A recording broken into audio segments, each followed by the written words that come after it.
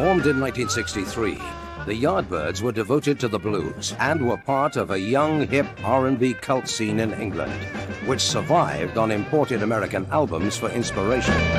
The Yardbirds launched the careers of three of rock's most celebrated guitarists and set the stage for the album-orientated hard rock of the 70s. This is their story. Jimmy Page was born in 1944 and grew up in a suburb of London near Heathrow Airport. He took up guitar after hearing an Elvis Presley record. Like many young Britons, he got swept up in the skiffle craze of the late 50s. Well, mama don't allow no skiffle down in here. Oh, no, she don't. Mama don't allow no skiffle down in here. Well, we don't care what mama don't allow. Gotta play that skiffle anyhow. Mama don't allow no skiffle down in here. Now then, you're called what? JG Skiffle Group. And you come from? Epsom. What are your two names? Yours is? James Page and David House. Both from Epsom. Well, what are you going to do when you leave school? Take up skiffle? No, I want to do, biological research. The early roots of British rhythm and blues were formed during the Second World War, when American GIs introduced the sounds of jazz, blues and skiffle. Throughout the post-war austerity years of the 40s and 50s, these exotic new sounds continued to find their way to British shores. The music was primarily black, and at that time, just after the Second World War, until the Windrush generation came, Britain didn't really have any black culture. It was generally very, very hard to get hold of this stuff, and it would be people like Muddy Waters, Sonny Boy Williamson, Bo Diddley. British traditional jazz band leader Chris Barber was a major figure in the development of the 1950s R&B scene. He established the Marquee Club in London, which was a place where touring American musicians could play. Oh, Lord, sure enough I would. Oh, Lord. It was a 1958 visit by Muddy Waters that in particular influenced Cyril Davis and Alexis Korner, who previously played in jazz bands for Chris Barber, to really embrace the blues. My baby's house. They decided to team up and create this new band, Blues Incorporated, which was always going to be this kind of fluid membership ideal. People could come and go. It would be a place that burgeoning blues musicians could come and cut their teeth before then moving on to something else. Jimmy Page went to art school, but soon realized that music was his true calling. He started jamming at various clubs around London. Word got around, and by the age of 20, Page was a top session guitarist, recording with the likes of The Who, The Kinks, and Them. With the establishment of Blues Incorporated as Britain's first amplified R&B band, the new musical genre began to spread in West London, at the Ealing Club in particular. The R&B scene of the early 60s spread to the suburbs, from these places like the Station Hotel in Harrow Wealdstone and the Crawdaddy Club in Richmond.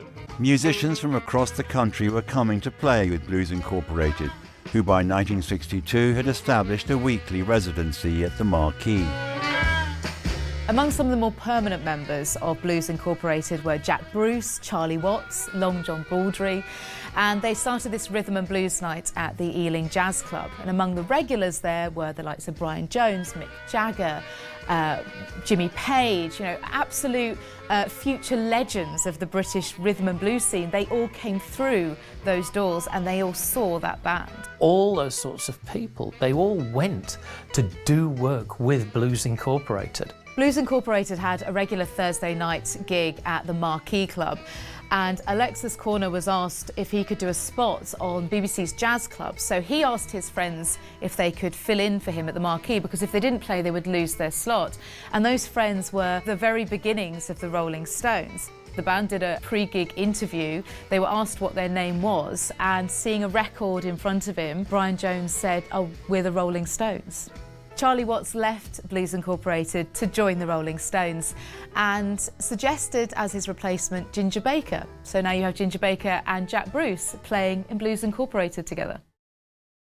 With the success of the Rolling Stones, R&B was starting to take off in a big way. The Stones had been the resident band at the legendary Crawdaddy Club in Richmond when their first single, Come On, hit the charts, launching them on a nationwide tour. This left a vacancy at the club, which the newly formed Yardbirds were more than happy to fill. The Yardbirds formed in southwest London in 1963 out of a band called the Metropolitan Blues Quartet. And they went on to become the house band at the Crawdaddy Club in Richmond, taking over from the Rolling Stones. Rolling Stones had a crazy Italian-Russian Castro-looking character of a manager who spoke with a very thick accent called Giorgio Gomelski. And when the Rolling Stones had their first record, Come On or something like that, and they went out to the giddy heights of doing a cinema tour, it left a big gap in the R&B club scene. And Giorgio Gomelski liked what we were doing and immediately said, come and fill their shoes down in the Crawdaddy Club. And the rapport of the crowd encouraging us gave us, great impetus to play louder, play faster, play looser. And within a short time, that crowd became our crowd. Eric Clapton joined the Yardbirds in 1963 when their original guitarist left. Eric Clapton, who was already well known as this amazing young guitar player. Eric Clapton was born on March 30th, 1945 in the small English village of Ripley in Surrey. Eric Clapton's real father was a soldier who had served in Britain during World War II. He was Canadian, and after the war, he returned to Canada. And this left Eric to be brought up by his grandmother. And he was musical from a pretty young age. He didn't have any particular training as such, but he got an acoustic guitar when he was 13 and took it up in earnest a couple of years later, and then really took it up and discovered the blues, and that was it. Well, this is the old Crawdaddy Club. Basically, they used to get about 200 or 300 people squashed in here. Well, these were the old girders that people used to hang on. They've boxed them in since, so you can't really hang on them anymore. Although Eric was in the same college as we were, he was always a fairly shadowy figure. He went off early and did his own thing. And it was Keith who knew him better at that time and tracked him down. And, when Eric came, he was like, he was already sort of a professional musician. He was the real thing. I mean, I remember Eric would literally practice a two-note phrase for a day. I mean, amazing. I mean, Eric would even practice holding the guitar. Bands start as a result naturally when guys hang out. You get 3 or 4 musicians that like one another, what they do, then they hang out, then they become a band. To start a band on the drawing board is very inhuman and doesn't work. I mean, it may work for a couple of weeks, but as a business prospect, but it can't grow. It isn't an organic or a very human way to go about it.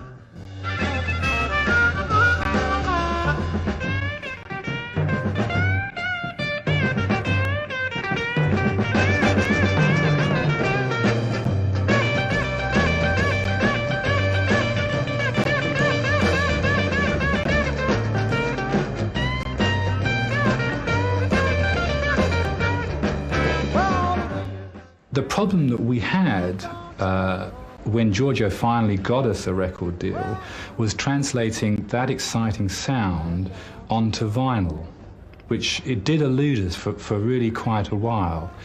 However, we went in to record a song called A Certain Girl, which I suppose was us thinking, this sounds, a commercial viability, and it's raunchy enough.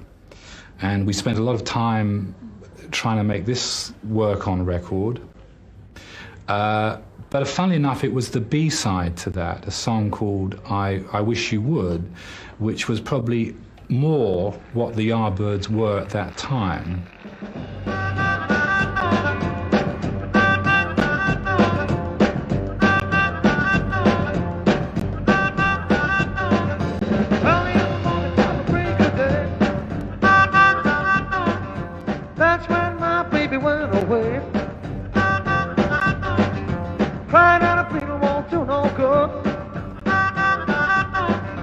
Come back, baby, I wish you would. Tell me now, baby, what's wrong with I'm standing in the Ship in London's West End. This was the centre of the universe in the 60s for us Yardbirds when we played the Marquee in Wardour Street, getting quite drunk in between sets and de-sweating ourselves. It was during this period that the great Sonny Boy Williamson was brought over by the National Jazz Federation in Georgia, and we became his backing band. We were English white kids. We'd never played with the real thing, only really heard it on record. And to play with this guy and go on and make an album with him was just an extraordinary experience. That's straight 820. We go home, get on the highway.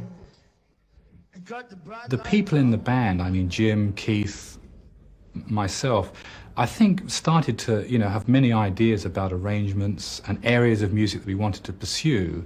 And when Ronnie Beck, the music publisher, came along with the song For Your Love, we felt that was a really great song that we could interpret the way we felt.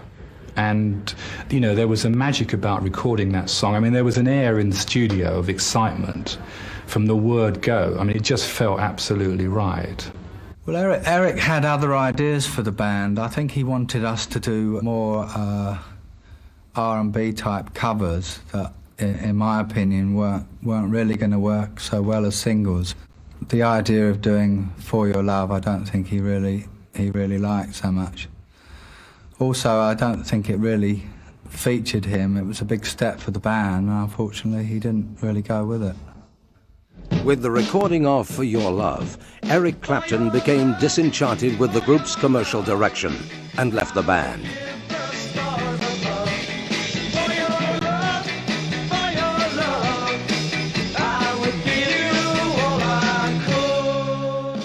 Eric played on the studio session for Your Love, and then virtually immediately left. Well, we had this massive record suddenly, and we had no lead guitar player, which is an interesting position to be in. We had to fill that position very, very quickly. And it was thought that maybe we could get Jimmy Page, because Jimmy Page was like the hottest session man in those days. And Giorgio knew Jimmy, and he asked Jimmy if he'd join the band. At the time, Jimmy was so busy doing sessions, he said, he wasn't really into joining a live band. He said, well, why don't you try one of my understudies, a guy called Jeff Beck. So I went down to see Jeff and asked him if he'd join the band. Of course, he was delighted. The Yardbirds found a formidable replacement for Clapton in Jeff Beck, who had an affinity for jazz and rockabilly as well as for the blues. Embarking on their first U.S. tour, the Yardbirds took their American sound back to its roots and became an inspiration to garage rock subculture and a prototype of late 60s psychedelia. The invitation to join the Yardbirds came after I finished a sweaty set at the 100 Club. And that time we were playing Eel Pie Island and all that, and getting quite a good reputation. I jumped off stage and this arm came around me.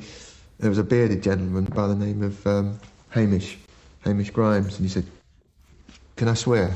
He said, "You're going to be in a top fucking band this week." And I went, "Oh, great. Who are you? This is it. You can't get much better than this." I was really hurt about that he didn't make any reference to the fact that we just stormed the place, But he thought, well, everybody would want to join the Yardbirds, without even batting an eyelid. And he was right, because I joined.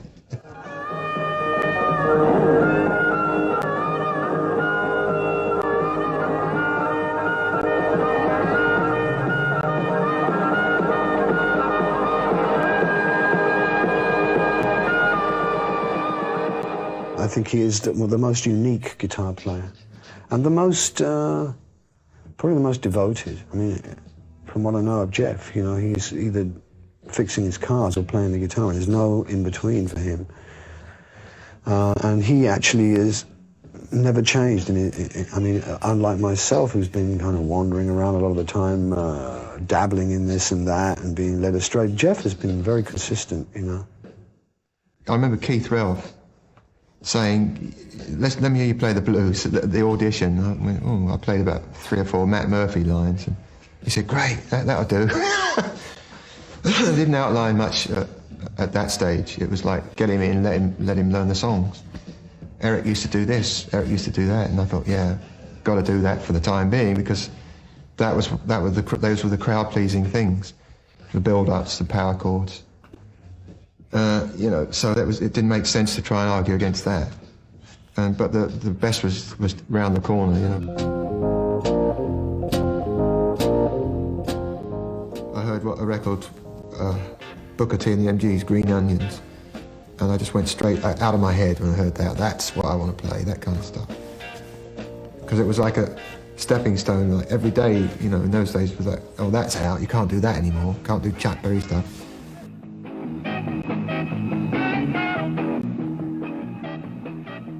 And I got lessons from that, you know, from Booker T's mob, and then the Stax thing started, Motown, all that real music, you know, real good pop music.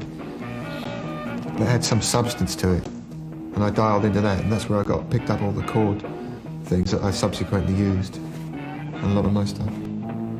Influenced by that, by the black Motown and Stax people. Just this kind of block sound they used to get, like Little Richard. It has never been achieved since. You couldn't get it if you tried. You don't get people with voices like Little Richard for a start, but it's not just that, it's the locked up sound they had in the band that gave it that sound. Same with Jerry Lee and Vincent and all the rest of them. The incredible thing about Jeff is that his roots also were the blues and rock and roll, but also he was much wider in his musical tastes, and he also had a mind and a talent that wanted to go much, you know, further than just playing rock and roll or blues licks. And it was perfect for us because we were about to enter a phase of all sorts of experimentation.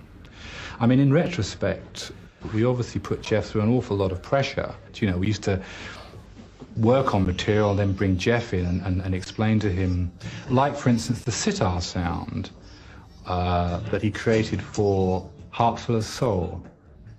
Giorgio had originally booked an Indian sitar player, I think from the local Indian restaurant, and a tabla player, and we tried to create this sound at the front end of Heart Full of Soul, but of course it just sounded very thin and weedy, and there was no way.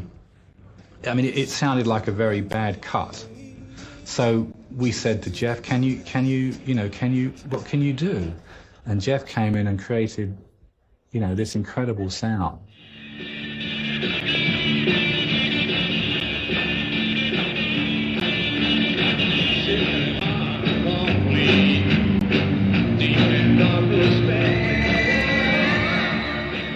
Sort of threads of songs coming in from different writers. Jim and Paul used to write stuff, and I just chimed in with my ideas of riffs and just stuff like that. And it's difficult with songwriting to know if you try and apportion it exactly. It is difficult, and very often it's just a combined effort. Although in this case, Still I'm Sad was definitely just Jim and me.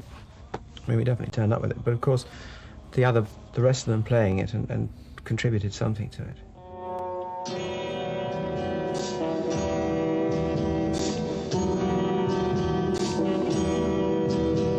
See the stars come falling down from the sky. I had the Vox people bring down the biggest amps that had ever been built. I think with 4 of them, big chrome stands, and it was like ridiculous. I mean, people were talking about volume that was coming out of this little AC-30, and they did kick it out. But these things looked like a factory, you know, like some block of flats on stage. And but they didn't sound very good. They must have thrown the sound, but on stage I felt more happy with the smaller amps. But it was the first feeling I ever got of, this is big stuff. We're now in the big league, and you're going to get it in a big way, and I think we all felt that, and we rose to the occasion. Everybody played amazingly well. Shindig goes to London.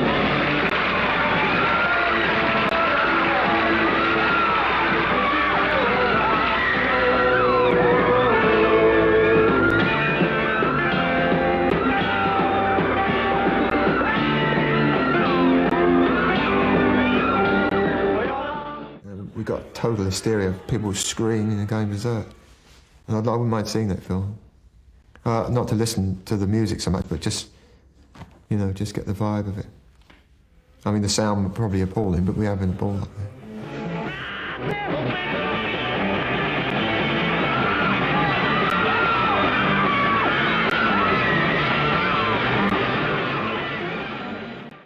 Of course, going to the States was a huge thing for us because at the time people didn't go to America. We just saw America on TV and American films, and going there at the time was so exciting for us, especially going to LA and California.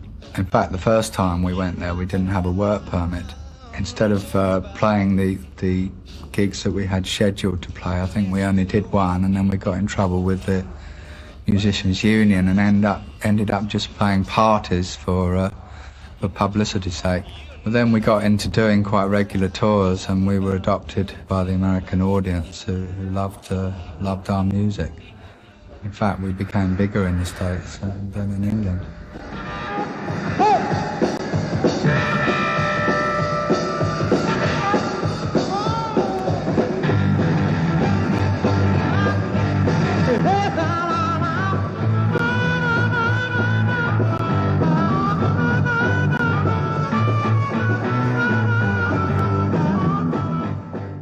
Yeah, I opened my eyes. I mean, I lived in a shithole, you know, in Clapham somewhere. It's really awful.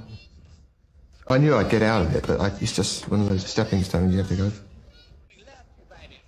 And when I saw how they lived out there, I mean, there were blonde girls driving around in expensive sports cars and, you know, 18, 17 years old. Stuff that you would never get in a million years over here. They had it. It was the land of milk and honey out there. And smog. It was great.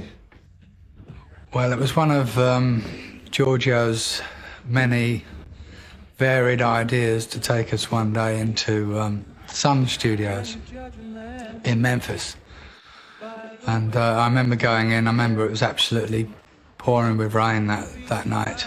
And we were all really excited, and we went in and met Sam Phillips, and we recorded Train Kept A-Rolling and Mr. You're a Better Man Than I. And Sam seemed quite impressed. He was the engineer at the time. And he said, well, yeah, it's a good band. He said, I like the guitar player and the bass player. He said, the drummer's okay when he gets a bit relaxed. Well, I think you're going to have to sort your singer out. So, we said, oh, what's going on? We realised that Keith had a few drinks, you know, and he was a bit of the worse for a few pints. So we had to obviously overdub the vocals at another time. So we did Mr. You're a Better Man Than I there, which became the B-side for Shapes of Things. My lonely frame, my eyes just hurting my brain, but will it seem the same? So when we came to Over, Under, Sideways, Down, Jeff actually played the bass, I played the drums, and then we came up with a tune and came up with the words. And we just got a new manager, actually, Simon Napier Bell, and he actually suggested Over, Under, Sideways, Down.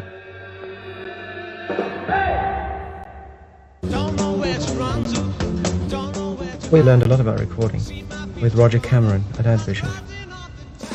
So we worked from Monday through till Friday, about 8 hours, 10 hours a day. Good. But I didn't like playing live. I didn't enjoy the endless travel. And then if you did have a day off, they'd make you go do a photo session. So it was getting tiring, and there was no space to do anything interesting, like spend time in the studio and get more creative that way.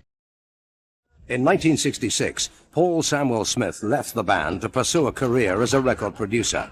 We were really up shit creek without Paul.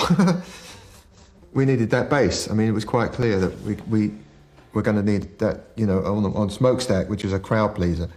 By mid-1966, Page had his fill of session work. He accepted an invitation to join the Yardbirds on bass.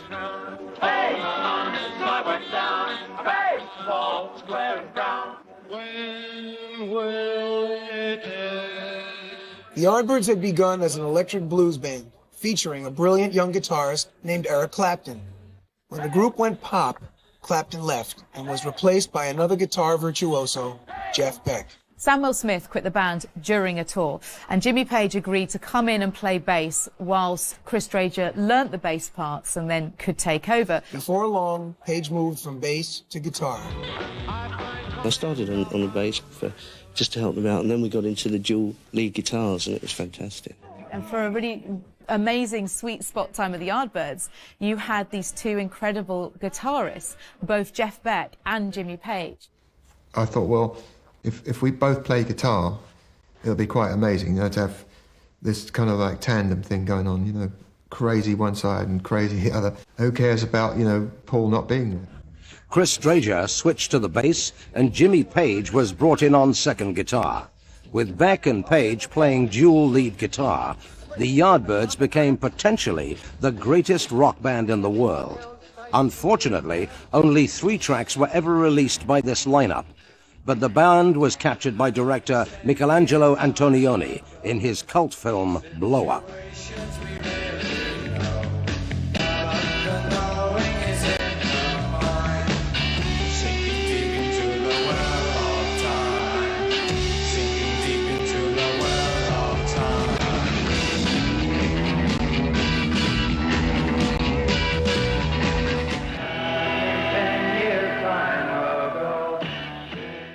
Jeff and I had spoken before about actually how good it would be if the two of us were in the same band, you know, in the Yardbirds. And at the time it didn't seem possible because it was known as 5 Live Yardbirds, and it couldn't possibly be 6. And then suddenly I was there when the whole band, you know, like one of the guys decided to leave the bass player. And I started on the bass just to help them out, and then we got into the dual lead guitars, and it was fantastic, really, really good.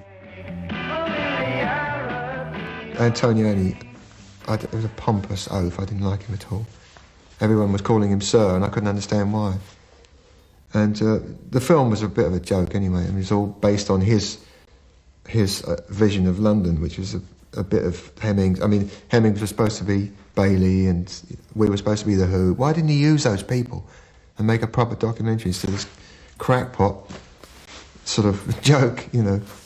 Blow Up went on to become, you know, a film that epitomised apparently this sort of, you know, swinging London scenario, you know. Again, it was the Yardbirds finding themselves in this space and, you know, just doing it.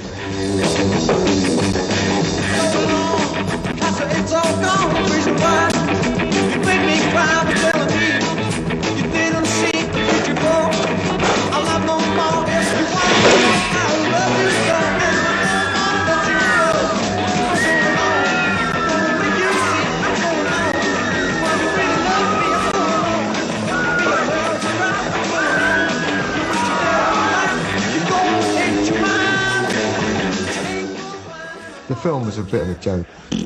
Crap. I mean, but people loved it. It kept us going. You know, I thought, oh, that's the end of us, because I saw the premiere of it in Los Angeles, and we were there, and it was great, you know, for a while. Jeff Beck had ambitions beyond the Yardbirds. He put together a session featuring Jimmy Page, a studio musician named John Paul Jones, and Who drummer Keith Moon. It sounded great, and the musicians talked about forming a new band. Moon joked that if they did, they should call the group Led Zeppelin because it would go over like a lead balloon. This twin-lead guitar lineup was short-lived. Jeff Beck left the Yardbirds to go solo, leaving the band as a 4-piece. In late 1966, Jeff Beck quit the Yardbirds, leaving Jimmy Page by himself in the lead guitar spotlight. I didn't like my territory being encroached upon. I wanted to be it, you know, I wanted to do all the guitar work. And when it got to the point where we were exhausted, we embarked upon I think the Dick Clark tour. That was it. I mean, 6 weeks. 6 hours in that thing was enough for me. And to be faced with that kind of travel problem and emotional tear-ups and stuff, and then at the end of that, play a toilet gig with music you didn't really feel comfortable with. It was a recipe for disaster. Things just got on top of me and I cracked up, you know, basically. I wanted to do something other than travel. I don't care what it was, just get it out of my hair, you know, all that travelling, and start and think about what I want to do. So it's not important as to whether I was chucked out or left or whatever, it just happened. When Jeff left, and we carried on, well, the pure nature of the band, they had numbers that, you know, you could really stretch out in. And during the time that I was in there, it's just the guitar, then it was a four-piece. The band are really kind of imploding, members are leaving. Around this time, the Yardbirds acquired a new manager. His name was Peter Grant. Who isn't there in time to save the Yardbirds, but he is there to pick up the pieces and help the beginnings of Led Zeppelin. In 1967, the Yardbirds were performing the trippy I'm Confused, a variation of a song called Dazed and Confused from an album by Jake Holmes. Page produced eerie sounds by trailing a violin bow across his guitar strings. It would become the song's trademark.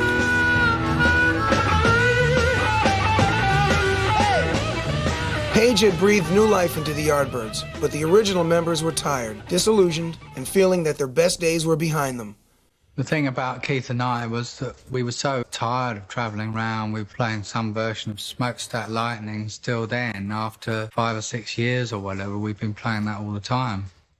And we couldn't really see any future for it. And Jimmy had been in the band maybe a year or two. We'd had it. The other Yardbirds quit in the summer of 1968. Grant got them to sign ownership of the Yardbirds' name over to Jimmy Page. And Jimmy was fresh, and, you know, all those guys that he found in the Zeppelin, they were all raring to go. Jimmy Page led the group into a heavier and more experimental sound. And when the band finally folded and they wanted to try something new, and I just really wanted to carry on rocking, you know, I had this great, you know, stockpile of, material in my mind, and sort of songs and riffs that I'd got written down on tape at the time. So it was really handy, yeah. I knew what way I wanted the group to go as well, if I could get a group together. Fortunately, I did. Page, Plant, Jones, and Bonham embarked on a short tour of Scandinavia as the new Yardbirds. The power these four created on stage was beyond anything the Yardbirds had approached. By the time they returned to England, they had a new name.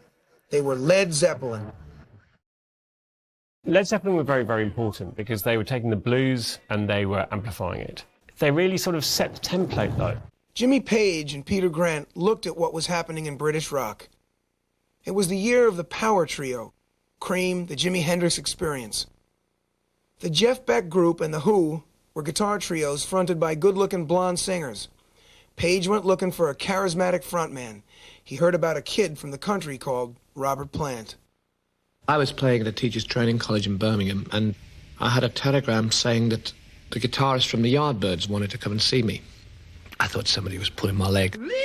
When Page first heard Plant perform, he saw a 19-year-old kid with flowing blonde hair and incredible bravado. Plant urged Page to check out his pal and teenage bandmate John Bonham. There was no drummer like him. Jimmy rang me up and said, I thought, this is unusual. Jimmy calling me, spending money on the call. I said, I saw heard a drummer last night. He said, he's so unbelievable, we just got to get him. And that was John Bonham. The son of a carpenter, John Bonham was born in 1948 and grew up near Robert Plant.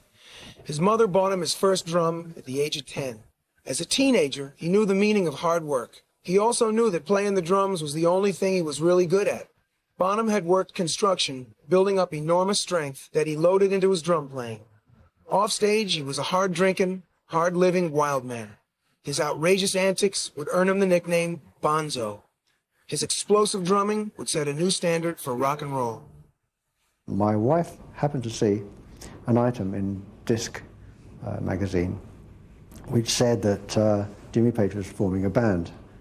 And she says, "You're going mad doing all these sessions, like, call him up, see if he needs a bass player." John Paul Jones was born John Baldwin to a musical family in 1946.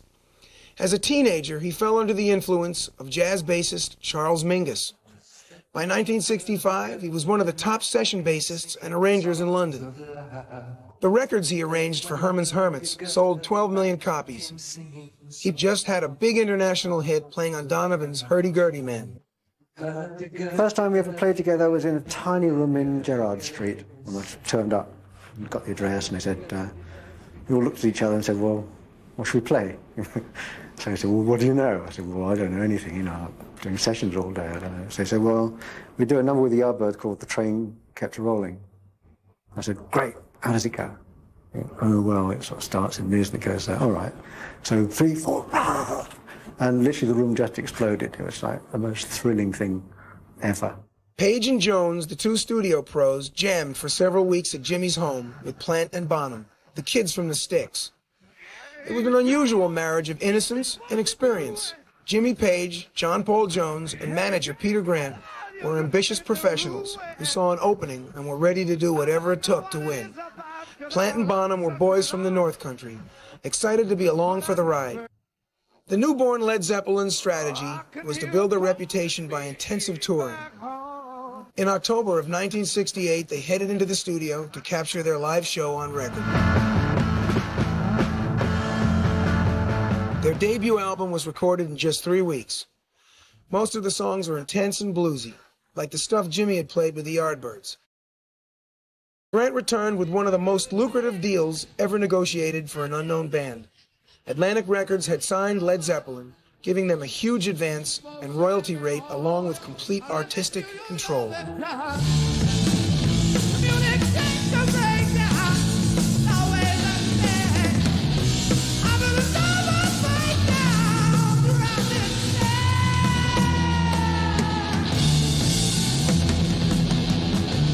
With a mix of apprehension and excitement, Led Zeppelin headed off to America on Christmas Eve, 1968, leaving behind their loved ones for the holidays. They were nervous about how they'd go over in the States, where the Yardbirds had never really broken through.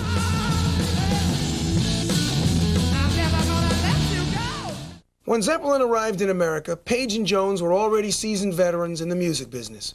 But for 19-year-olds Robert Plant and John Bonham, America was an eye-opener. Compared to the frozen British Midlands back home, L.A. was the land of milk and honey.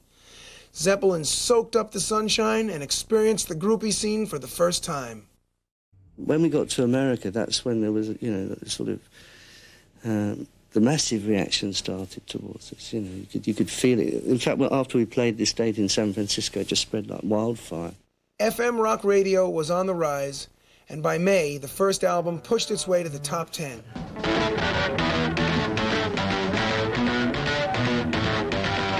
Whenever they could get the time, Zeppelin would head into the studio to cut a few tracks for their second album. Because it was made during their days off from touring, Led Zeppelin II packed the energy release of a live show.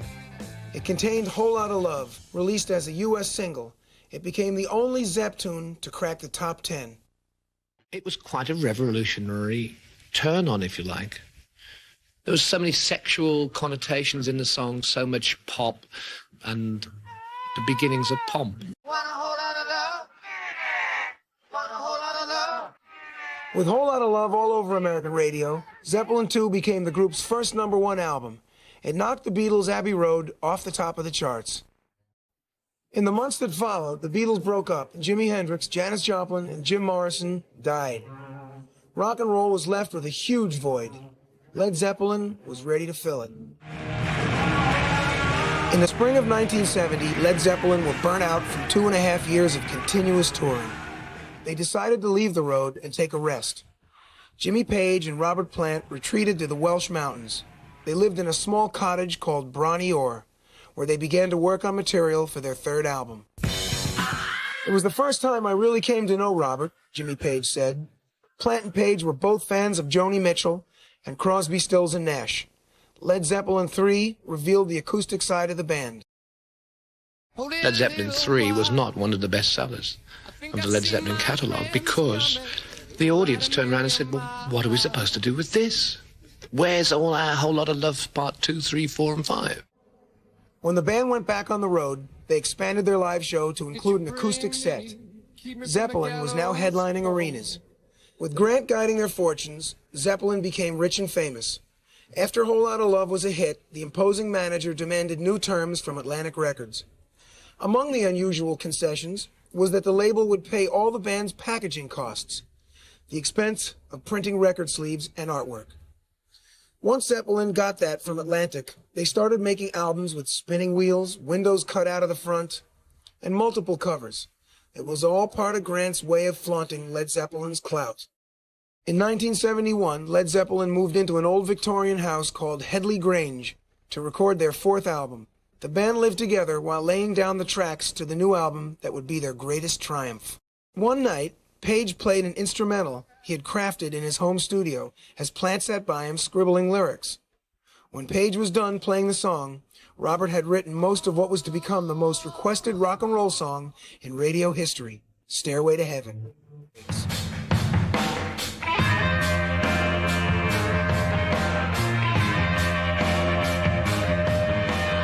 In spite of, or because of, his personal extremism, John Bonham was being recognized as one of rock's greatest and most influential drummers. When Led Zeppelin IV was released in November of 1971, the album's biggest controversy was over its cover. Just purely through the fact of these bad reviews, we thought, OK, let's put an album out with no information on it whatsoever. And that'll be a statement to the critics. Of course, that went right over their heads, let me tell you. No matter what you call the album, Runes, Four Symbols, or Zoso, with Led Zeppelin IV, the band reached a creative apex. The record would eventually sell 15 million copies, the best-selling hard rock album ever.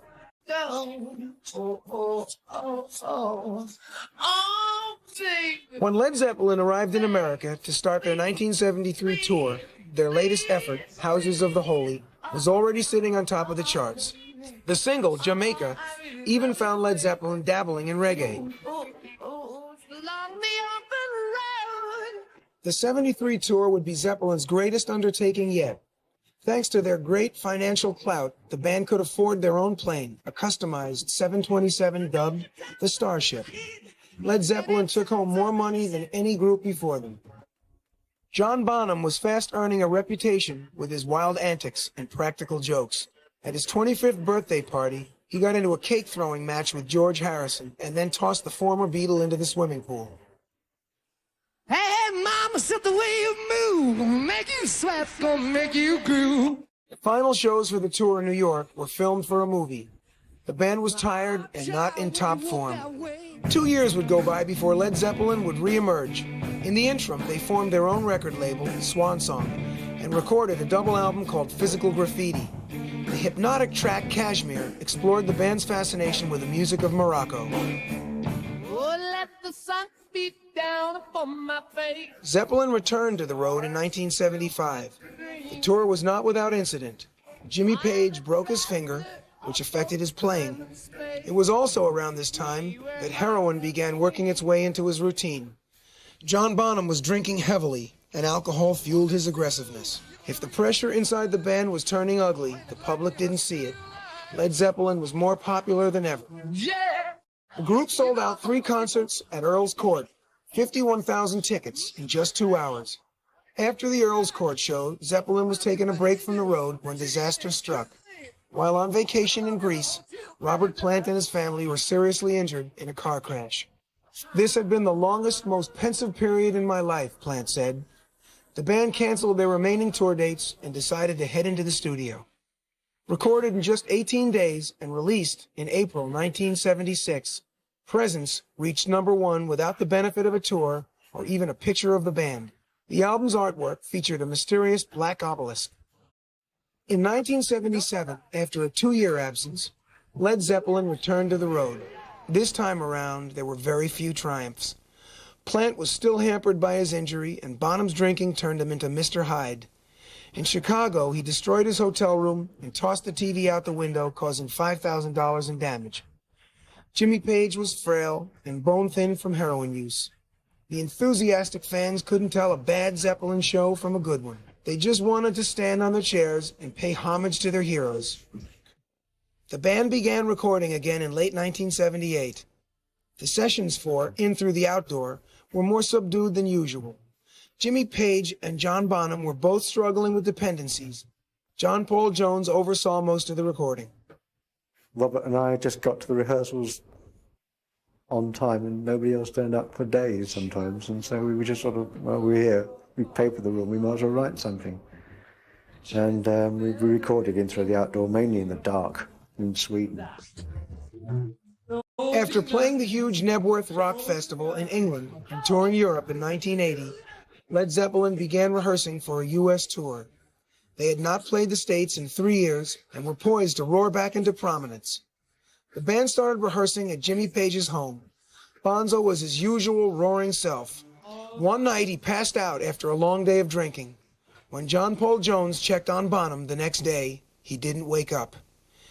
At the age of 32, John Bonham was dead. So was Led Zeppelin. The band's response to Bonham's death was unanimous. Bonzo was irreplaceable.